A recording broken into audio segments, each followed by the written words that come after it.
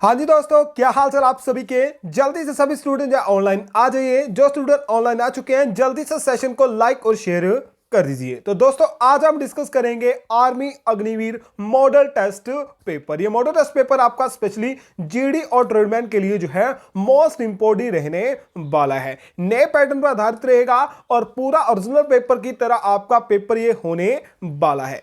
याद रखिएगा पूरे 50 क्वेश्चन आपके डिस्कस करेंगे। इसमें आपके लिए जो टारगेट रहेगा 45 क्वेश्चन का आपके लिए टारगेट रहेगा।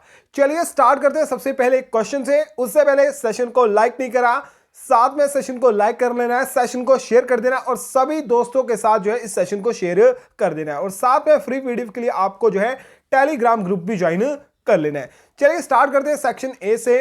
सेक्शन एक रहेगा आपका जनरल नॉलेज में, जिसमें आपके लिए जो टारगेट रहेगा 13 से 14 क्वेश्चन का आपके लिए टारगेट रहेगा। चलिए स्टार्ट करते हैं सबसे पहले क्वेश्चन से। दोस्तों पहला क्वेश्चन आपके सामने मोस्ट इंपोर्टेंट है। निशान ए पाकिस्तान की उपाधि किस भारतीय को मिली है? ये पूर्व प्रधानमंत्री थे आपके। उपाधि का नाम है निशान ए पाकिस्तान।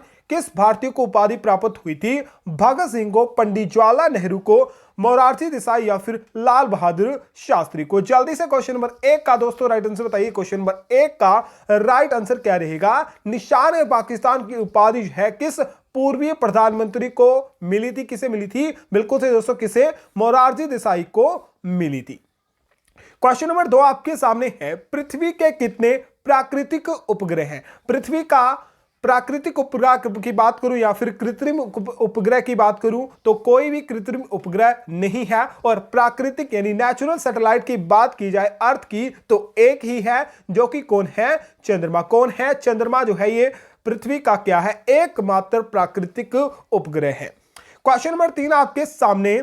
निम्नलिखित में से कौन सा अप्रत्यक्ष कर है? Which of the following is the indirect tax? Option है आयकर टैक्स, राजस्व टैक्स, रेवेन्यू टैक्स, बिक्री टैक्स यानी सेल टैक्स या फिर उत्पादक टैक्स। जल्दी से बताइए क्वेश्चन नंबर 3 का दोस्तों राइट आंसर क्या रहेगा? निम्नलिखित में से कौन सा एक अप्रत्यक्ष कर है? बिल्कुल सही दोस्तों, राइट आंसर क्या रहेगा? बिक्री कर यानी सेल टैक्स जो है ऑप्शन नंबर सी राइट रहेगा। क्वेश्चन नंबर 4 आपके सामने। और सेशन को लाइक नहीं करा, जल्दी से सभी दोस्त सेशन को लाइक और शेयर कर दो। अग्निवीर का most important model test paper discuss कर रहे हैं। जल्दी से सभी दोस्त जो हैं लाइव आ जाइए। जो दोस्त लाइव आ चुके हैं जल्दी से सेशन को लाइक और शेयर कर दीजिए। क्वेश्चन नंबर 4 आपके सामने है। कुचिपुड़ी किस राज्य की नृत्य शैली है? Kuchipudi is the dance of pitch state? Karnataka, Kerala, Uttarakhand या फिर आंध्र प्रदेश? चलिए जल्दी से क्वेश्चन नंबर 4 का दोस्तों राइट आंसर बताइए। क्वेश्चन नंबर 4 का राइट आंसर क्या रहेगा? और सबसे पहले आप सभी को थैंक्स दोस्तों बर्थडे विश करने के लिए। तो जिनको आप पता नहीं है आज मेरा बर्थडे है और बहुत सारे लोगों ने मुझे आज बर्थडे विश करा, मैंने स्टेटस भी डाला हुआ था। थैंक यू आप सभी को। और चलिए क्वेश्चन पर डिस्कस करते हैं, ज्यादा टाइम वेस्ट नहीं करूंगे। आज की क्लास जो है हमारी रिकॉर्डिंग रहेगी, याद रखिए लाइव क्लास आज डिस्कस नहीं करने वाले हैं। क्वेश्चन आपके सामने, कुचिपुड़ी किस राज्य का नृत्य शैली है? बिल्कुल से दोस्तों, कहां की नृत्य शैली है? आंध्र प्रदेश की नृत्य शैली है। क्वेश्चन नंबर 5 आपके सामने। चलिए जल्दी से राइट आंसर बताइए। Which is the major producer of sugar? हमारा प्यारा भारत, अमेरिका, ब्राजील या फिर बांग्लादेश? चलिए दोस्तों जल्दी से क्वेश्चन नंबर 5 का राइट आंसर बताइए। चीनी का उत्पादन करने वाला प्रमुख देश कौन सा है? प्रमुख लगा हुआ है तो सीधा पूछ रहा है कि पहला देश कौन सा जो चीनी का सबसे अधिक उत्पादन करता है? बिल्कुल से दोस्तों, क्या? ब्राजील यहां पर राइट आंसर रहेगा। और ब्राजील के बाद जो है भारत जो है, हमारा प्यारा भारत जो है, ये चीनी का दूसरा सबसे बड़ा देश है जो चीनी का उत्पादन यानी प्रोड्यूसर बनता है। क्वेश्चन नंबर 6 आपके सामने है। नेपोलियन बोनापार्ट कहां का शासक था? Where was Napoleon Bonaparte is ruler? Ukraine, रूस, जर्मनी या फिर फ्रांस? चलिए दोस्तों जल्दी से क्वेश्चन नंबर 6 का राइट आंसर बताइए। क्वेश्चन नंबर 6 का राइट आंसर क्या रहेगा? नेपोलियन बोनापार्ट जो था ये कहां का शासक था? बिल्कुल से दोस्तों, कहां का? फ्रांस का शासक था। ऑप्शन नंबर डी राइट रहेगा।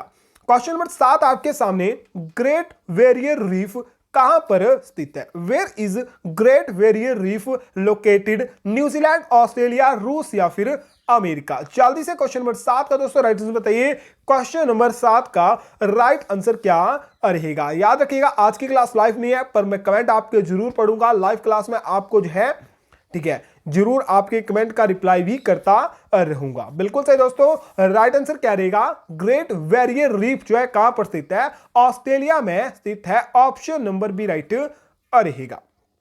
क्वेश्चन नंबर 8 आपके सामने है। भारत ने पहला टेस्ट मैच कब खेला था? When did the India play its first test match? 1900 में, 1905 में, 1916 में या फिर 1932 में? जल्दी से क्वेश्चन नंबर 8 का दोस्तों राइट आंसर बताइए। क्वेश्चन नंबर 8 का राइट आंसर क्या रहेगा? भारत ने सबसे पहले अपना टेस्ट मैच कब खेला था? 1932 में खेला था। क्वेश्चन नंबर 9 आपके सामने है। गोल गुंबज बीजापुर किस व्यक्ति का मकबरा है? अब यहां पर क्वेश्चन पूछता था कि बीजापुर, माफ कीजिए, गोल गुंबज कहां पर स्थित है? बीजापुर में स्थित है। अब गोल गुंबज है क्या? गोल गुंबज है किसी व्यक्ति का मकबरा है। इनमें से किस व्यक्ति का मकबरा है? जल्दी से बताइए। मोहम्मद गौरी, मोहम्मद कुली कुतुब शाह, मोहम्मद आदिल शाह या इनमें से कोई नहीं? गोल गुंबज Bijapur is the thumb of which person? किस व्यक्ति का क्या है? मकबरा है। राइट आंसर क्या रहेगा? Mohammed Adil Shah. Option number C दोस्तों राइट आंसर इसका रहेगा। क्वेश्चन नंबर 10 आपके सामने है। चार मीनार का निर्माण किसने करवाया था? हु बिल्ड दी चार मीनार? ऑप्शन है मोहम्मद बिन कासिम, मोहम्मद तुगलक, मोहम्मद गौरी या फिर मोहम्मद कुली कुतुब शाह? चलिए दोस्तों क्वेश्चन नंबर 10 का जल्दी से राइट आंसर बताइए। क्वेश्चन नंबर 10 का राइट आंसर क्या रहेगा? चार मीनार का निर्माण जो है निम्न में से किसने करवाया था? बिल्कुल सही दोस्तों, किसने? मोहम्मद कुली कुतुब शाह द्वारा जो है किसका निर्माण करवाया गया था? चार मीनार का निर्माण करवाया गया था। आपके लिए सिंपल सा क्वेश्चन है, चार मीनार जो है कहां पर स्थित है? जल्दी से कमेंट बॉक्स में राइट आंसर बताइए। क्वेश्चन नंबर 11 आपके सामने है। डैश लौह पुरुष के नाम से जाने जाते हैं? Dash known as iron man of India? Bhagat Singh, Motilal Nehru, Sardar Vallabh Bhai Patel या इनमें से कोई नहीं? चलिए क्वेश्चन नंबर 11 आपके एग्जाम के लिए मोस्ट इंपोर्टेंट है, या बोलूं 2020, 2019, 2018 ये क्वेश्चन आपका रिपीटेड रहता है। 2021 में मुझे नहीं लगता पूछा गया है, पर 2022 में ज्यादा चांस है और इंपॉर्टेंट क्वेश्चन है। लौह पुरुष किस कहा जाता है? तो भारत का लौह पुरुष सरदार वल्लभ भाई पटेल को कहा जाता है। ऑप्शन नंबर सी दोस्तों राइट रहेगा। चलिए क्वेश्चन नंबर 12 की ओर बढ़ते हैं। क्वेश्चन नंबर 12 है। हर साल बाल दिवस कब मनाया जाता है? When is children day celebrated every year? Option है 12 नवंबर, 14 नवंबर, 20 नवंबर या फिर 15 नवंबर को? जल्दी से क्वेश्चन नंबर 12 का राइट आंसर बताइए। हर साल बाल दिवस मनाया जाता है, और यहां पर आपका इंपॉर्टेंट क्वेश्चन इसलिए क्योंकि आपका 13 नवंबर को एग्जाम होगा, ठीक है, 13 नवंबर को एग्जाम होगा और उसके अगले दिन ही क्या होगा? मंडे होगा। उस दिन क्या मनाया जाएगा? उस दिन आपका बाल दिवस मनाया जाता है, यानी ऑप्शन नंबर बी 14 नवंबर को आपका बाल दिवस मनाया जाता है। इंपॉर्टेंट क्वेश्चन बनकर आ सकता है। क्वेश्चन नंबर 13 आपके सामने। भगवान बुद्ध का जन्म कहां पर हुआ था? Where was Lord Buddha born? Option है पावापुरी में, लुम्बिनी ग्राम में, कपिल वस्तु में या फिर सारनाथ में? जल्दी से क्वेश्चन नंबर 13 का दोस्तों राइट आंसर बताइए। क्वेश्चन नंबर 13 का राइट आंसर क्या रहेगा? भगवान बुद्ध का जन्म जो है कहां पर हुआ था? बिल्कुल से दोस्तों, कहां? लुम्बिनी ग्राम नेपाल में इनका जन्म हुआ था। और नेपाल, लुम्बिनी ग्राम नेपाल आता है, तो याद रखना ये पहले भारत का ही भाग हुआ करता था। तो कभी कभी एग्जामिनर इसलिए पूछता है भारत में कहां, तो लुम्बिनी ग्राम आपको लाके यानी ऑप्शन में लुम्बिनी ग्राम से ही करना है। और फिर से बोला, सेशन को लाइक नहीं करा, जल्दी से सभी दोस्त सेशन को लाइक और शेयर कर दीजिए। क्वेश्चन नंबर 14 आपके सामने। भारत का राष्ट्रीय युद्ध स्मारक कहां पर स्थित है? Where was the national war memorial of India located? Rajkota, Kochi, Andaman या फिर नई दिल्ली? जल्दी से क्वेश्चन नंबर 14 का दोस्तों राइट आंसर बताइए। क्वेश्चन नंबर 14 का राइट आंसर क्या रहेगा? भारत का राष्ट्रीय युद्ध स्मारक जो है ये कहां पर स्थित है? बिल्कुल से दोस्तों, कहां? नई दिल्ली में स्थित है। क्वेश्चन नंबर 15 आपके सामने है, गुरुद्वारा पंजा साहिब भारत के किस पड़ोसी देश में स्थित है? आपको बताना है नेरी जो है यानी नेरली जो है किस देश में पंजा साहिब गुरुद्वारा जो है लोकेटेड है? पाकिस्तान में, बांग्लादेश में, श्रीलंका या इनमें से कोई नहीं।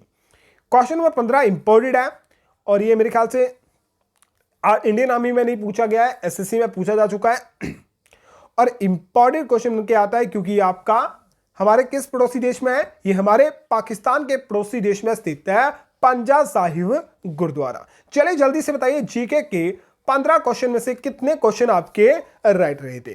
13 क्वेश्चन आपके सही हो रहे हैं तो बहुत बढ़िया तैयारी चली हुई है, आपकी सिलेक्शन जरूर कंफर्म हो जाएगी। चलिए सेक्शन करते हैं बी से। बी में आप डिस्कस करेंगे जनरल साइंस को। जनरल साइंस का पहला क्वेश्चन है, बायोगैस में मुख्यतः कौन सी गैसें होती हैं? Biogas mainly contain of which gas, यहां से कर लीजिएगा, मिथुन होगा, मीथेन और कार्बन मोनोऑक्साइड, मीथेन होगा, ब्यूटेन और प्रोपेन, मीथेन और ब्यूटेन या फिर मीथेन और कार्बन डाइऑक्साइड। इंपॉर्टेंट क्वेश्चन है, हमारी बायोगैस में मुख्यतः कौन सी गैसें होती हैं? मीथेन और कार्बन डाइऑक्साइड आपकी होती है। ऑप्शन नंबर डी राइट रहेगा, जिसमें मीथेन जो होती है, ठीक है, मीथेन जो होती है आपकी मैक्सिमम 50 से 60% होती है और कार्बन डाइऑक्साइड जो होती है ये 35 से 40% आपकी होती है। क्वेश्चन नंबर 17 आपके सामने, निम्नलिखित में से मानव का वास्तविक उत्सर्जन अंग कौन सा होता है? विच ऑफ द फॉलोइंग मानव का वास्तविक उत्सर्जन अंग होता है? यकृत, फेफड़े, वृक्क या इनमें से कोई नहीं। ध्यान से इस क्वेश्चन का राइट आंसर बताइए। क्वेश्चन नंबर 17 आपके एग्जाम के लिए इंपॉर्टेंट है, जल्दी से बताइए क्वेश्चन नंबर 17 का राइट आंसर क्या रहेगा? मानव शरीर का वास्तविक उत्सर्जन अंग कौन सा होता है? बिल्कुल सही दोस्तों, कौन? वृक्क यानी किडनी होती है। चलिए क्वेश्चन नंबर 18 की ओर बढ़ते हैं। क्वेश्चन नंबर 18 आपके सामने, अमीबा में कितनी कोशिकाएं होती हैं? How many cell are there in a amoeba? 3, 2, 1 या फिर 8? जल्दी से क्वेश्चन नंबर 18 का दोस्तों राइट आंसर बताइए। क्वेश्चन नंबर 18 का राइट आंसर क्या रहेगा? अमीबा में कितनी कोशिकाएं पाई जाती हैं? राइट आंसर क्या रहेगा? बिल्कुल से दोस्तों, क्या? एक कोशिका पाई जाती है। क्वेश्चन नंबर 19 आपके सामने, थर्मामीटर में निम्नलिखित में से किसका उपयोग पारे के विकल्प के रूप में किया जाता है? थर्मामीटर में अगर हम पारा यूज नहीं करेंगे तो इनमें से कौन सा एलिमेंट जो है या फिर कौन सी धातु जो है यूज करेंगे? ऑप्शन है सेलेनियम, गैलिस्टन, ब्रोमीन या फिर आस्टेन। जल्दी से बताइए राइट आंसर क्या रहेगा? जल्दी से क्वेश्चन नंबर 19 का राइट आंसर बताइए दोस्तों। थर्मामीटर में निम्नलिखित में से कौन सा उपयोग करेंगे अगर हम पारा यूज नहीं करते हैं? तो राइट आंसर क्या रहेगा? गैलिस्टन। ऑप्शन नंबर बी गैलिस्टन इसका राइट आंसर दोस्तों रहेगा। क्वेश्चन नंबर 20 आपके सामने है, रेडार सिस्टम में उपयोग की जाने वाली तरंगे डैश होती हैं। जल्दी से बताइए रेडार सिस्टम में कौन सी तरंगे आपकी यूज की जाती हैं? The wave use to radar system, infrared, radio, ultraviolet या फिर माइक्रो। चलिए दोस्तों क्वेश्चन नंबर 20 का जल्दी से राइट आंसर बताइए। रेडार सिस्टम में कौन सी तरंगों का यानी कौन सी वेव का यूज किया जाता है? बिल्कुल से दोस्तों, कौन सी? सूक्ष्म तरंगे यानी माइक्रो वेव्स का यूज किया जाता है। आप रेडियो भी बताओगे पर रेडियो का यूज नहीं किया जाता। अगर वेव ऑप्शन में नहीं आएगा तो रेडियो ऑप्शन कर सकते हो पर नहीं आपको देखने को मिलेगा। क्वेश्चन नंबर 21 आपके सामने, निम्नलिखित में से कौन सा तत्व लेथेनाइट है? कौन सा तत्व लेथेनाइट है? ऑप्शन है एक्सटीनियम, पोलोनियम, सीरियम या इनमें से कोई नहीं। जल्दी से क्वेश्चन नंबर 21 का दोस्तों राइट आंसर बताइए, इनमें से कौन सा तत्व जो है लेथेनाइट है? राइट आंसर क्या रहेगा? राइट आंसर रहेगा आपका cerium. Option number C. Question number 22 आपके सामने है, निम्नलिखित में से कौन लोहे का अयस्क नहीं है? Which of the following is not an ore of iron? Hematite, cuprite, magnetite या फिर इनमें से कोई नहीं। अब यहां पर आप किस तरह से लगा सकते हो, ठीक है, जो लोहा होता है, आयरन जो होता है, उसमें मैक्सिमम जो है ऑप्शन क्या देखने को मिलेगा? Tight tight. जो टाइट होता है मैक्सिमम आपका जो होता है किससे रिलेटेड होता है, आयरन से रिलेटेड होता है। और क्यूप्राइड जो है यहां पर राइट आंसर नहीं रहेगा। क्यूप्राइड किसका इसक होता है, क्यूप्राइड जो होता है, ठीक है, क्यूप्राइड जो होता आपका किसका इसक होता है, क्यूप्राइड जो होता है ये तांबे का यानी किसका, कॉपर का इसक होता है। किसका, कॉपर का इसक होता है। क्वेश्चन नंबर 23 आपके सामने, निम्नलिखित में से किस में से सिट्रिक या फिर साइट्रिक एसिड उपस्थित रहता है, यानी निम्नलिखित में से किसमें सिट्रिक एसिड जो होता है उपस्थित रहता है, काला चना में, दही में, नींबू या फिर इमली में। तो जल्दी से बताइए इनमें से किसमें जो है क्या पाया जाता है, सिट्रिक एसिड पाया जाता है। सिट्रिक एसिड इज प्रेजेंट और in which of the following, right answer क्या रहेगा दोस्तों, राइट आंसर रहेगा आपका ऑप्शन नंबर कौन सा, सी, नींबू। नींबू में क्या पाया जाता है, सिट्रिक एसिड आपका पाया जाता है।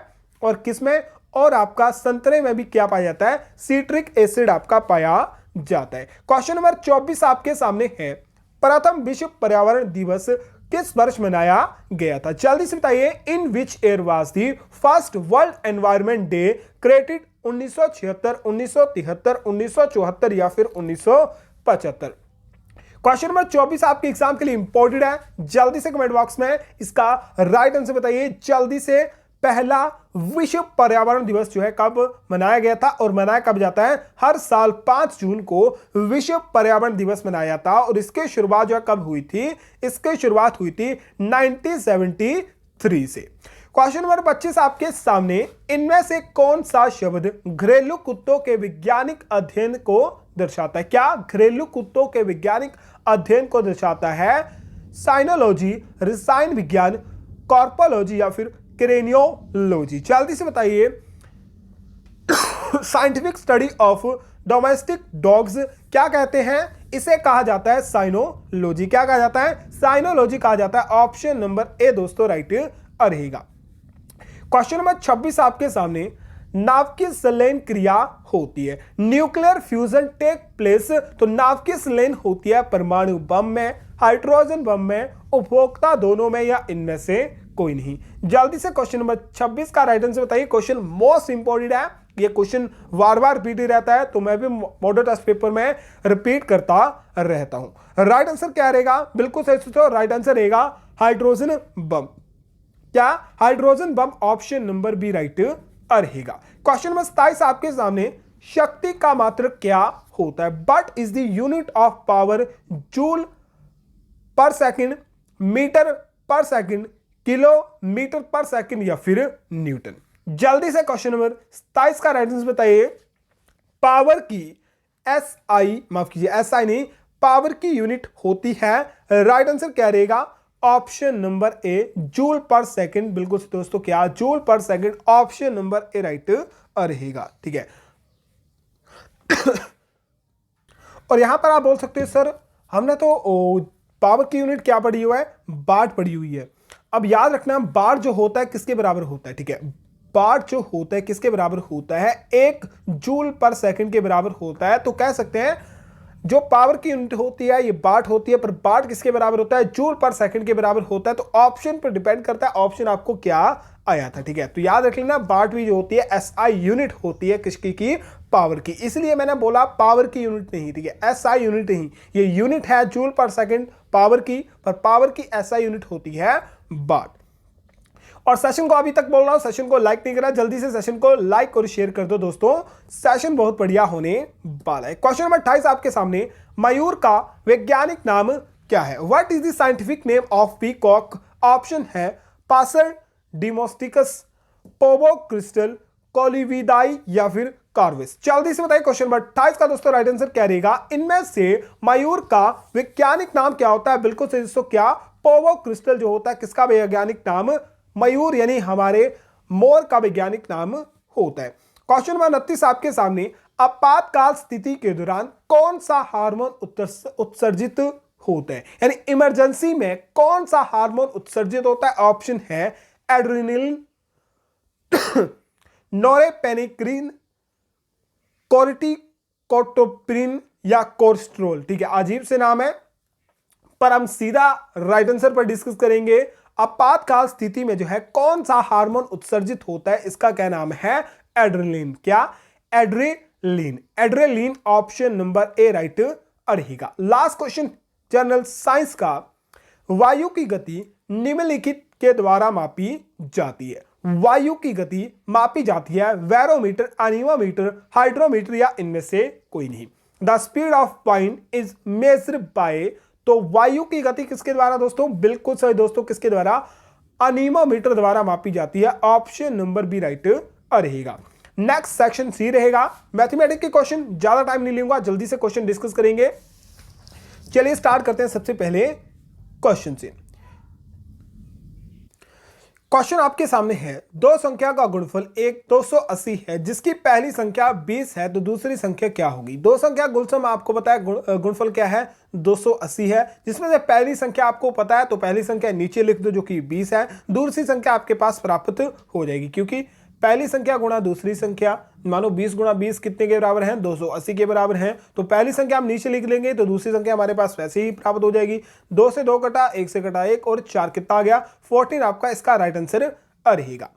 नेक्स्ट क्वेश्चन आपके सामने, 2 वर्ष और 3 वर्ष में 2100 पर 8% के वार्षिक दर से 2 वर्षों का ब्याज दर का अंतर क्या होगा। तो माफ कीजिए, दोनों वर्षों का ब्याज दर का अंतर क्या होगा, यानी 1 साल का ब्याज दर का अंतर आपको ज्ञात करना है। पहले 2 वर्ष का था, फिर 3 वर्ष का, और 1 वर्ष में डिफरेंस क्या हुआ। अमाउंट सेम है, ठीक है, दर सेम है, बस टाइम सेम नहीं है, यहां 2 साल का है, दूसरी साइड 3 साल का आ जाएगा, तो सेम ही रहेगा। क्या, 0 से 0 कटा, 2 से काटा, 8 आ गया, 8 दूनी 16 आ गया, ठीक है, कितना आ गया, 138 गुणा 2 करो तो 138 गुणा, ठीक है, 138 गुणा 3 कर दो, यहां से 2 साल का निकल गया, यहां से 3 साल का निकल गया। जो भी निकालोगे 1 साल और 2 साल में कितने का गैप आएगा, ध्यान से देखोगे, 68 से गुणा हो रहा है, 68 से 2 से गुणा करोगे जो भी आएगा वो 138 से अधिक होगा 3 से, यानी इसमें कितने का गैप आ रहा है, 138 का गैप आ रहा है। नेक्स्ट क्वेश्चन देखो, नेक्स्ट क्वेश्चन भी और सिंपल सा है। दो संख्याओं का महत्तम समवर्तक और लघुत्तम समवर्तक यानी एचसीएफ और एलसीएफ जो है 18 और 3780 दिए हुए हैं। यदि उनमें से एक संख्या में पता है कितनी है, 540 है, तो दूसरी संख्या क्या होगी आपको पता है, एलसीएम गुणा एचसीएफ, ठीक है, एचसीएफ यानी गुणा एलसीएम बटा कितना था बेटा आपका, पहली संख्या आ जाता है, दूसरी संख्या हमारे पास निकल जाती है। 0 से 0 कटा, 18 त्या कितने होते हैं, 18 त्या 54 होते हैं, 3 से काटो 3 एकम 3 आ जाएगा, 3 से काटो 3 दूनी 6 आ जाएगा, एक कैरी आ जाएगा, 6 त्या 18 आ जाएगा, कितना आ जाएगा, 6 त्या 18 कितना आ गया, 126 आपके पास आ गया। सिंपल सा क्वेश्चन था। नेक्स्ट क्वेश्चन आपके सामने, एक व्यापारी को 17 बैग चावल के 1020 रुपए में बेचने पर 51 रुपए की हानि होती है, तो बैग की कीमत क्या थी। 17 बैग थे, कितने में बेचे, माफ कीजिए कितने में बेचे, 17 बैग बेचे उसने 1020 रुपए में, ठीक है, उसे हानि कितने की हुई, उसे हानि हुई 51 रुपए की, 51 रुपए की, यानी अगर हम 1020 में 51 रुपए प्लस कर देंगे तो हमारे पास जो है 17 बैगों का यानी 17 बैग चावलों का वास्तविक मूल्य यानी जो रियल प्राइस था वो प्राप्त हो जाएगा। तो यहां से 1 आ जाएगा, यहां से 7 आ जाएगा और यहां से 10 के 10 आ जाएंगे। ये 1071 जो था ये 17 बैगों का वास्तविक मूल्य था। हमें एक बैग की कीमत निकालनी है तो भाग कर दो 1071 को 17 से। अब यहां से करोगे सीधा, देखो 7 के पहाड़ी में 7 तो कभी नहीं आते, 7 के पहाड़ी में 100 से ऊपर कौन सी संख्या जाती है, कितने से जाती है, और जल्दी से बताओ ठीक है, कितने से जाती है, 6 से जाती है। 17 छिके कितने होते हैं, 102 होते हैं, कितने होते हैं, 102 होते हैं, तो 17 छिके कितने, 102। इससे ज्यादा जाएंगे तो आपका सॉल्व नहीं होगा। यहां से कितने कैरी आएगा, 5 कैरी आएगा, 1 का 1 कैरी आएगा, और 17 तिया 7 या 21 होते हैं, ठीक, याद करो 7 या 21, 1 कैरी आ गया, ठीक है, 21 2 कैरी आ गया, 3 2 5 कितने कट गया, सिंपल सा है, ठीक है, दिमाग लगाओगे थोड़ा सा कैलकुलेशन आपकी सिंपल सी निकल जाएगी। 3 से कट जाएगा, 51 आ जाएगा, पूरा कट गया, कितना आ गया आपके पास 63 रुपए आ गए, यानी एक बैग का प्राइस कितना आ गया, 63 रुपए आपके पास आ गया, कितना 63, इसका राइट आंसर रहेगा। अब नेक्स्ट क्वेश्चन है 12%, माफ कीजिए 20% और 40% का समतुल्य बटा बताइए। समतुल्य बट्टा, बट्टा जब भी आएगा क्या करेगा, आपको मैंने फॉर्मूला बताया है, आपको क्या लिखना है, आपको लिखना है 100 माइनस ब्रैकेट शुरू 100 माइनस, अब वस्तु का मूल्य था 100 रुपये, 100 रुपये में हम आने 100%, माफ कीजिए 100% था, 100% में अगर हम 20 का बट्टा देंगे कितनी हो जाएगी, वस्तु कितने की हो जाएगी, माफ कीजिए यहां माइनस नहीं आएगा, वस्तु कितने की हो जाएगी, 80 की हो जाएगी। तो 80%, यानी पहली बार बट्टा कितना मिला, 20% घटाने के बाद जो है बट्टा हमें 80% ज्ञात हुआ। अब फिर से वास्तविक मूल्य जो है, ठीक है, वस्तु का वास्तविक मूल्य क्या हो जाएगा, 100 हो जाएगा, फिर से 100 हो जाएगा, और 100 में हम कितने का देंगे, दूसरा बट्टा कितने का था, दूसरा बट्टा जो था वो 40 का था, 100 में 40% का बट्टा देंगे कितने का आ जाएगा, 60% का। तो मल्टीप्लाई 60 कर दो, 100 नीचे प्रतिशत का जाएगा, इसका 100 नीचे प्रतिशत आ जाएगा, 2 जीरो से 2 जीरो कटेंगी, 2 जीरो से 2 जीरो कटेंगी, 8 के कितने होते हैं, 48 होते हैं। तो 100 माइनस कितने, 100 माइनस 48 कर दो, 48 माइनस कितने होते हैं, कितने 52 आपके पास प्रतिशत, ठीक है, 52% जो है ये बट्टा जो होगा किसके बराबर होगा, 52% के बराबर होगा। पर वैसे देखोगे वैसे तो ये 60% के हो रहा है, पर हमेशा ऐसा करोगे तो गलत ये क्वेश्चन हो जाता है। वैसे वास्तविक जो है ये 52% के बराबर है। क्वेश्चन नंबर 36 आपके सामने, किसी वस्तु को 128 रुपए में बेचने पर उसे 36% की हानि होती है, तो क्रय मूल्य क्या होगा। क्रय मूल्य का फार्मूला होता है, क्रय मूल्य बराबर है विक्रय मूल्य यानी सेलिंग प्राइस गुणा 100 माइनस 100 प्लस माइनस और हानि। ये सेलिंग प्राइस है 128, ठीक है, कितना 128 गुणा 100, ठीक है, ये सिंपल सा है, 100 आ जाएगा, फिर आपका 100 माइनस हो जाएगा, हानि बोल गए तो माइनस हो जाएगा, कितना हो जाएगा जल्दी से बताओ कितना हो जाएगा, ये 64 आपका आ जाएगा। और 64 आप देखो 128 से कट जाता है, 64 गुना होता है 128 होता है, 2 से कटा, 2 से काटो कितना, 2 से मल्टीप्लाई करो कितना 200, यानी क्रय मूल्य कितना आ जाएगा 200 रुपए क्रय मूल्य इसका आ जाएगा। क्वेश्चन नंबर 37 आपके सामने, एक वृत्त का क्षेत्रफल कितना है 616 सेंटीमीटर स्क्वायर है, इसकी परिधि क्या होगी। ये क्वेश्चन आपके एग्जाम में पूछा गया, इंपॉर्टेंट क्वेश्चन है। अब क्षेत्रफल निकालने के लिए हमें जो है, माफ कीजिए, परिधि निकालने के लिए परिधि का फॉर्मूला होता है 2πr, ठीक है, क्या होता है 2πr होता है, पर इसके लिए हमें जो है r निकालना पड़ेगा। क्या निकालना पड़ेगा, r निकालना पड़ेगा। तो लिख लो, क्षेत्रफल का फॉर्मूला क्या होता है, क्षेत्रफल का 2πr स्क्वायर होता है, और क्षेत्रफल कितना दिया हुआ है 616 आपके पास दिया हुआ है, यानी 22/7 दूसरी बार तक चला जाएगा, ठीक है, दूसरी साइड चला जाएगा तो 7/22 नीचे आ जाएगा। अब जल्दी से काटो, किस तरह से कटेगा, अब यहां से मैं मल्टीप्लाई कर देता हूं, ठीक है, 7 से आपको मल्टीप्लाई करने की जरूरत है, सीधा 22 से काटो, ठीक है, 22 से काट दो 616 को, ठीक है, 2 से काटोगे बड़ा लंबा जाएगा, इससे सीधा काट लेते हैं, ठीक है, 616 22, तो 22 दूना कितने होते हैं 44 होते हैं, पहले तो 44 आएगा, 46 से जाएगा नहीं, कितने कैरी आ जाएंगे जल्दी से, कितने कैरी आ जाएंगे, यहाँ का 5 बच जाएगा, यहाँ 4, यहाँ 5 और 11 कितने 7 आ गया, 7 से 1 कैरी आया 176 बन गया। अब 22 में देखो, 22 में क्या मल्टीप्लाई करेंगे, लास्ट में 6 आएगा, 3 से मल्टीप्लाई करेंगे तो 6 आएगा, पर 22 से 76 होते नहीं, फिर 8 से मल्टीप्लाई करेंगे, 8 दूने 6 होते हैं, माफ कीजिए 8 दूने 16 होते हैं, इसमें 16 में 6 माइनस आ रहा है, तो 8 से करके देखो, 8 दूने 16 एक कैरी, 8 दूने 16 1 17 कितना आ गया 176 आ गया, यानी 22 8 कितने होते हैं 176 आपके होते हैं, यानी पूरा कट गया कितने से 28 से, कितना कट गया 28 से कट गया, 28 सत्ते कितने, जल्दी से बताओ 28 सत्ते कितने होते हैं, 28 सत्ते आपके 196 होते हैं, ठीक है, 8 सत्ते 56 आपके, ठीक है, कितने 56, 5 कैरी, 7 दूनी 14, 5 19, कितने 19 हो गए, तो आर स्क्वायर कितना हो गया 19 आ गया, और आर हटाओगे स्क्वायर यहां चला जाएगा, और 196 किसका स्क्वायर होता है जल्दी से बताओ, कितने का स्क्वायर होता है जल्दी से बताओ, कितने का 14 का स्क्वायर होता है, तो आर हमारे पास आ गया, आर कितना, आर हमारे पास 14 ज्ञात हो गया। अब आर हमारे पास 14 आ गया, तो पुट कर दो किसमें 2πr में, किसमें 2πr यानी 22/7 गुणा आर कितना 14 है, 7 से कटा, माफ कीजिए 14 कटा 2 से, 2 दूनी 44, 44 दूना कितने 88, कितने 88 सेंटीमीटर यहां पर राइट आंसर आपका आएगा। और दोस्तों फिर से वाला सेशन को लाइक नहीं करा, सेशन को लाइक और शेयर आप जरूर करना है। नेक्स्ट क्वेश्चन है, एक कूलर का मूल्य कितना है 16,000 है, 5% की हानि की दर से 3 वर्ष बाद इसका मूल्य ज्ञात क्या होगा। इसके लिए जो फॉर्मूला लगता है, ठीक है, घटेगा, यानी हर साल 5% अगर इसका, ठीक है, कंटिन्यू घटेगा, यानी हर साल 5% घटेगा, तो 3 वर्ष बाद इसका वास्तविक मूल्य क्या रह जाएगा। तो इसके लिए कौन सा फॉर्मूला लगेगा, यहाँ पर फॉर्मूला सिंपल सा है, P into 1 minus R 100/T। R आपको पता है दर होती है, T आपका टाइम होता है, P आपको पता है 16,000। और यहाँ पर सॉल्व कर लो, ठीक है। यहाँ पर 5% होगा यानी -5 × कितना आ जाएगा 95 बटा कितना आ जाएगा 100 आ जाएगा। और इसे काटो कितने 19/20 आपका आ जाएगा, यानी 19 × 19 20/20 कुछ इस तरह से आएगा, ठीक है। 0 से कटा 0, 0 से कटा 0, ये 0 से ये 0 कटा, 2 से काटोगे 8 आएगा, 2 से काटोगे 4 आएगा, 2 से काटोगे 2 आएगा।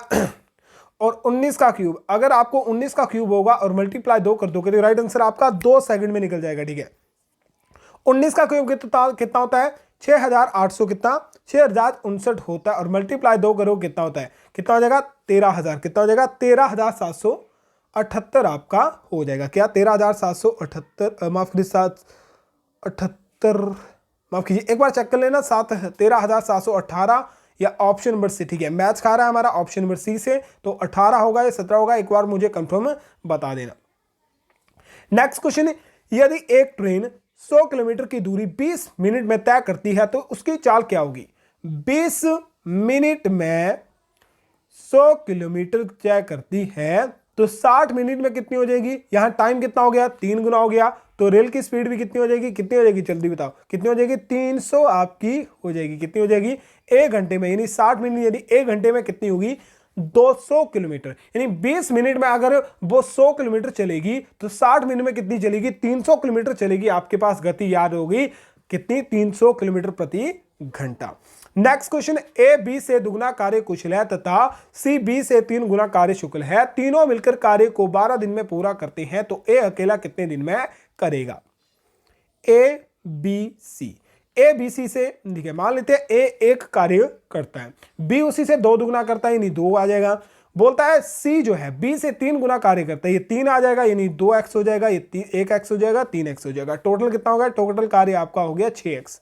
और ये तीनों मिलकर जो है किसी कार्य को कितने 12 दिन में करते हैं, 12 दिन में करते हैं। ये कार्य हमारे पास x है। अब इस कार्य को आपको जो है क्या करना है इस कार्य को क्या करना है इस कार्य को आपको जो है 1 दिन में ज्ञात करना है। 1 दिन में कैसे करोगे, टोटल वर्क हमारे पास है, ठीक है। क्या करेंगे ए बी और सी, ए और बी और सी का टोटल कार्य निकालेंगे। तो सबसे पहले जो है टोटल कार्य कितना है, ए और बी सी का टोटल कार्य है 6, तीनों का टोटल कार्य 6 है। और ए का टोटल कार्य कितना है, ए का 1 दिन का कार्य टोटल कार्य कितने हैं 2 है, तो 2 से काटो कितना आ गया 3 आ गया, 3 क्या आ गया 1 दिन का कार्य आ गया। उसी तरह बी से करो 6/1 आएगा यानी 6 आ जाएगा। उसी तरह सी का करो 6 बटा कितना 3 आ जाएगा, कितना 2 से कट जाएगा कितना 2 आ जाएगा, यानी कितना आ जाएगा। यहां ए 1 दिन का कार्य 3 है, बी का 1 दिन का कार्य 6 है और सी का 1 दिन का कार्य 2 है। अब ये जो है एक्स वैल्यू है, ठीक है, एक्स में हमारे पास आ रहा है, ये टोटल कितना हो जाएगा, टोटल हमारे पास 11 हो जाएगा। ए बी सी का टोटल कार्य है 1 दिन का 11, पर ये तीनों मिलकर किसी कार्य को जो है यानी इस कार्य को जो है 1 दिन में 11 काम कर रहे हैं और टोटल कार्य जो है 12 दिन में कर रहे हैं। तो 11 को मल्टीप्लाई कर दो, हमारे पास टोटल कार्य निकालना है, ठीक है, टोटल कार्य निकालना है। पर हमारे पास बोला हुआ है ए बी सी का यानी तीनों दिन जो है, ठीक है, तीनों मिलकर किसी काम को 12 दिन में समाप्त कर देते हैं, किसी काम को 12 दिन में समाप्त कर देते हैं। और ये जो है 1 दिन की क्षमता है उनकी कार्य करने की। तो टोटल कार्य निकालना है, 12 से मल्टीप्लाई 11 कर दो, कितना आ जाएगा जल्दी से बताओ, कितना आ जाएगा, कितना आ जाएगा 132 आपके पास आ जाएगा। कितना आ गया 132 हमारे पास आ गया। अब बोला हुआ ए जो है, ठीक है, ए जो है अकेला उस कार्य को कितने दिन में करेगा। और ए का 1 दिन का कार्य कितना हमने निकाला था 3 निकाला था, तो डिवाइड 3 कर दो, आपके पास आंसर आ जाएगा। अगर आप सोच रहे हो इस 3 को मैं सीधा जो है 12 से मल्टीप्लाई कर देता तो हमारे पास अंदर क्या आता, 3 दूनी 6 और 3 36 आता, पर 36 इसका राइट आंसर नहीं होता। यहां से 3 से मल्टीप्लाई करो, ठीक है, 1 दिन का कार्य यहां मल्टीप्लाई करोगे कितना आ जाएगा 44 आपका आ जाएगा, कितना आ जाएगा 44 आ जाएगा, 44 इसका राइट आंसर होगा। नेक्स्ट क्वेश्चन, रहीम का मासिक वेतन करीम के मासिक वेतन से 27% है, यदि करीम का मासिक वेतन 6,457 है तो रहीम का वेतन क्या होगा। ये है रहीम, ये है करीम, ठीक है। बोलता है रहीम का वेतन करीम के वेतन का, करीम का वेतन माना हमने 100% है, 100% नहीं, करीम के वेतन का कितना प्रतिशत? 27% है। अब हमें बताया करीम का वेतन जो है इसके 27% है और करीम का वेतन हमें वास्तविक दिया हुआ कितना? 6,457। तो 6,457 का 27% निकाल दो, ठीक है, बटा 100। अब यहां से मल्टीप्लाई करोगे, ठीक है। अब यहां पर कैलकुलेशन करोगे, बहुत ज्यादा लंबी जाएगी, ठीक है। मैं कैलकुलेशन करके बता देता हूं। 6 4 5 7 मल्टीप्लाई 2 7 7 7 49 होते हैं, ठीक है। 7 मल्टीप्लाई 7 49 होते हैं, 4 आ जाएगा कैरी। 5 चौके माफ कीजिए, 5 सते 7 पंजे 5 सते 35, 35 4 39, 3 कैरी आ गया, कितना?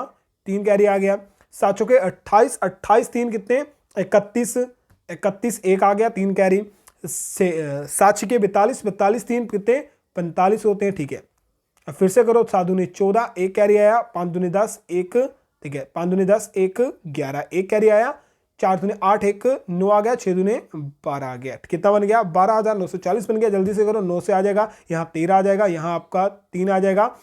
5 5 5 10 और 4 कितने? 14, 14 का 1 कैरी आ गया। 4 1 5 5 6 और 7 आ गया, ठीक है। 7 आ गया, 1 का 1 कैरी आ गया, कितना आ गया? ये कितना बन गया? 17 43 39 बन गया। और जिसके नीचे जो है बटा 100 है, कितना? बटा 100 है। 100 हटाओ तो पॉइंट आ जाएगा, कितना आ जाएगा? 17 43.39 आपके पास राइट आंसर आ जाएगा। कौन सा? ऑप्शन नंबर बी में। नेक्स्ट क्वेश्चन है, ये क्वेश्चन आपके लिए होमवर्क रहेगा, क्वेश्चन मैं नहीं करूंगा। आप चाहे पहले इसको इसमें माइनस कर सकते हैं, चाहे आप इन सभी को प्लस कर सकते हैं, पर सिंपल सा बोलता हूं, सबसे पहले इन सभी को प्लस करो और फिर इसमें माइनस कर दो। राइट आंसर आपको कमेंट बॉक्स में बताना है। क्वेश्चन नंबर 42 का राइट आंसर क्या था दोस्तों। नेक्स्ट क्वेश्चन डिस्कस करते हैं। नेक्स्ट क्वेश्चन आपके सामने है। 12 माफ कीजिए, 10 छात्रों की आयु 12 वर्ष है। यदि एक अध्यापक को मिलाया जाए यानी शामिल किया जाए तो औसत आयु 2% बढ़ जाती है। तो अध्यापक की आयु क्या है? 10 विद्यार्थी हैं, औसत 12 है, टोटल कितना आ गई? टोटल आयु 120 आ गई। एक अध्यापक मिल गया, औसत में कितने की वृद्धि? 2 की वृद्धि। 12 थी, कितनी होगी? 14 हो जाएगी। तो टोटल कितनी आ जाएगी? 2 से 12 से मल्टीप्लाई कर कितना? 154 आपके पास आ जाएगी। यानी 154 में अगर 120 माइनस कर देंगे तो हमारे पास क्या निकलेगा? हमारे पास अध्यापक की आयु निकल आएगी। 4 आया, 3 आया, कितनी? 34 वर्ष जो है किसकी आयु है? अध्यापक की आयु है। और सेशन को लाइक नहीं करा, जल्दी से सेशन को लाइक और शेयर भी कर दीजिए। नेक्स्ट क्वेश्चन बोलता है त्रिभुज एबीसी में ए का कोण जो है, ठीक है, ए का कोण जो है कितना है? 45 डिग्री, बी का कोण 75 डिग्री, तो सी का कोण क्या होगा? त्रिभुज के तीनों कोणों का हो गया होता है 180, जिसमें पहला कोण 45 है, दूसरा आपका 75 है। तो 0 7 5 12 आ गया। यानी 12 और 1 में कितने का गैप है? 60 का गैप है। नहीं, सी कोण कितने का आएगा? 60 का आएगा। लास्ट क्वेश्चन देखिएगा, लास्ट क्वेश्चन इंपॉर्टेंट है। गोले के आयतन का सूत्र क्या होगा? 2020 में क्वेश्चन, 2021 में शायद क्वेश्चन पूछा गया। सिंपल सा गोले का सूत्र पूछा हुआ है। गोले का सूत्र होता है 4/3 पाई आर 3, 2/3 पाई आर की पावर 3, 3/4 पाई आर की पावर 3, या इनमें से कोई नहीं। जल्दी से बताइए गोले के आयतन का सूत्र क्या होता है? तो इसका सूत्र होता है 4/3 पाई आर की पावर 3। ऑप्शन नंबर ए दोस्तों राइट रहेगा। और जल्दी से बताइए मैथमेटिक्स के कितने क्वेश्चन आपके राइट थे। नेक्स्ट क्वेश्चन आपके रीजनिंग के रहेंगे, ज्यादा टाइम वेस्ट नहीं करूंगा। सिंपल से क्वेश्चन है। पहला क्वेश्चन है, सागर यानी सिया जो है वाटर से संबंधित है। नहीं, सागर में क्या होता है? सागर में पानी में होता है। उसी तरह ग्लेशियर में रेत होता है? नहीं। वायु होती है? नहीं। क्या होती है? बर्फ पाई जाती है, यानी आइस पाई जाती है। नेक्स्ट क्वेश्चन, 1 घंटा 30 मिनट में कितने अंश का कोण पड़ेगा? सिंपल सा इसके लिए फॉर्मूला क्या है? 3h यानी 30h माफ कीजिए -11/2 मल्टीप्लाई m। h यानी, ठीक है, h, ठीक है, ये m नहीं है, h और m। h यानी हावर्स, यानी m आपके मिनट। 30 गुणा 1 करोगे कितना होता है? 30 ही होता है। और यहां पर 11/2/3 माफ कीजिए मल्टीप्लाई 30 करोगे, 2 से करोगे 15, और 15 मल्टीप्लाई 11 करोगे कितना? 5 1 1 1, कितना? माफ कीजिए 165। कितना बनेगा? जल्दी से बताओ 165 आपका बनेगा। 165 में माइनस करोगे 30, कितना? 30 कितना आ जाएगा? जल्दी से बताओ कितना आ जाएगा, 135 डिग्री का कोण बन जाएगा। क्वेश्चन नंबर 48 आपके सामने, यदि m 13 है, m 80 34 है, तो वैक्स क्या होगी, यानी मैट वैक्स आपको बताना है। ए बी लिखो, एबीसी में जल्दी से देखो, m आता है 13 नंबर पर, बिल्कुल सही। उसी तरह m a t को चेक करोगे, m 13 पर आता है जो a होता है नंबर 1 पर आता है, और t जो होता है कितने नंबर पर आता है, जल्दी से t आपका 20 नंबर पर आता है, और बन कितने रहे हैं, 34 बन रहे हैं। यानी देखो 13 + 1 कितना हो गया, 14 हो गया। 14 + 20 कितने होते हैं, कितने होते हैं, यानी 34 होते हैं। क्या आ जाएगा, ये प्लस हो जाएंगे। उसी तरह बैक्स का देखते हैं, W आता है नंबर 23 पर, एक तो हमें पता है पहले 1 पर आता है 20 कितने पर आता है, 20 आपका 24 पर आता है। ध्यान से देखो 23 और 24, और 24 × 24 कितने होते हैं, 48 होते हैं। बिल्कुल से दोस्तों क्या 48 इसका राइट आंसर आएगा। नेक्स्ट क्वेश्चन है, राजू ने कहा यह लड़की मेरी माँ के पोते की पत्नी है, तो राजू का उस लड़की से क्या संबंध होगा। यह है राजू भाई, यह है उसकी लड़की, यहां पर उसकी माँ आ गई, यहां पर बोलता है यह लड़की, ठीक है, यह लड़की जो है, ठीक है, बोल रहा है यह लड़की, यह है लड़की, यह है माँ, लड़की मेरी माँ, यानी राजू की माँ के पोते, ये रोज राजू की माँ है, माँ के पोते, यानी माँ का पोता यहां पर है, ठीक है, ये क्या है, पोता है, माँ का पोता, राजू की माँ का पोता, ये राजू का क्या लगेगा, राजू का ये क्या लगेगा, बेटा, क्या लगेगा, ये बेटा। तो राजू का ये पोता लगा, और पोते की पत्नी है, पत्नी है, तो ये राजू से किस प्रकार संबंधित है, ये क्या लगेगी, दादी लगेगी, पिता लगेगी, ससुर लगेगी, क्या लगेगा, फादर इन लॉ यानी ससुर लगेगा उसका। नेक्स्ट है, श्रृंखला को पूरा करें, माफ कीजिए, ठीक है, A D C G और E किस प्रकार संबंधित है, यहां पर डॉट आपके लगा हुआ है, यहां से चेक करोगे A और B, यहां पर B छोड़ा हुआ है, फिर से चेक करोगे B और C में कितना D छोड़ा हुआ है, यानी यहां +2 हो रहे हैं, प्लस कितने हो रहे हैं, +2 हो रहे हैं। अब यहां से देखो D और G में क्या संबंध है, D और G में देखोगे कितने हो रहे हैं, +3 हो रहे हैं, यानी D के बाद क्या आएगा D के बाद क्या आएगा, D के बाद आएगा E F और G, क्या आएगा, E F और G, यानी +3 हो रहा है। उसी तरह हम देखते हैं +3 करके, क्या पता हमारा ऑप्शन सही आ जाए। G में +3 करोगे H आएगा, I आएगा, और उसके बाद J आएगा, यानी ऑप्शन में J भी है, यहां पर J आ सकता है हमें लगता है, पर J यहां पर बिल्कुल राइट आंसर आपका होगा। अगर आप कोई और भी ट्रिक लगा सकते हो, उस तरह भी देख सकते हो, ठीक है, यहां से गैप देखोगे, यहां से गैप देखोगे, यहां से गैप देखोगे, तब भी आपका निकल सकता है, ठीक है। बाकी इसका राइट आंसर आपको पता क्या रहेगा, J जो है इसका राइट आंसर आपका रहेगा। बाकी जल्दी से एक बार सभी दोस्तों कमेंट बॉक्स में बताइए वीडियो आपको कैसी लगी, वीडियो पसंद है तो वीडियो को लाइक करना है, वीडियो को शेयर करना है। जल्दी से सभी दोस्त एक बार कमेंट बॉक्स में जय हिंद जय भारत लिख दीजिए, ठीक है, जय हिंद जय भारत सभी दोस्त जल्दी से लिख दीजिए। और चलिए मिलते हैं एक और शानदार वीडियो में, तब तक के लिए अपना ख्याल रखें, अपने घर वालों का ख्याल रखें। जय हिंद जय भारत।